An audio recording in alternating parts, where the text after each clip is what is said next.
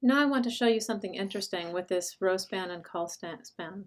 Let me select everything here and copy and paste it into the validator to see how we did. I get border things that I'm expecting, but at the bottom I get something I'm not expecting. I'm not expecting to see this error. Table column 3, established by element TD, has no cells beginning in it. So this is saying it starts on line 105 right after this cat cell, and it's saying that this TD is establishing 3 columns in the table, but there is no row that has 3 columns in it except for this TD tag. So what do I do? And by definition, that is exactly what's happening. The error is defining exactly what's happening here.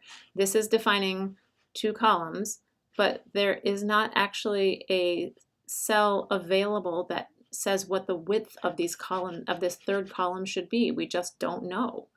It can only guess based on the size of this text.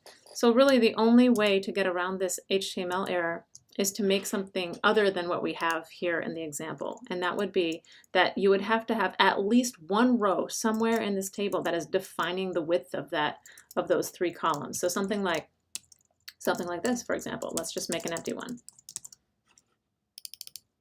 1, 2, 3, close it up, and we'll take a look at what it looks like. So this will pass the validator. Copy, I hope. Let me just make sure it does. Yes, okay, but it's not exactly what we were supposed to produce. But you can see that this does actually now hold 3 columns worth of width out, and so it knows, now the browser knows where those columns belong.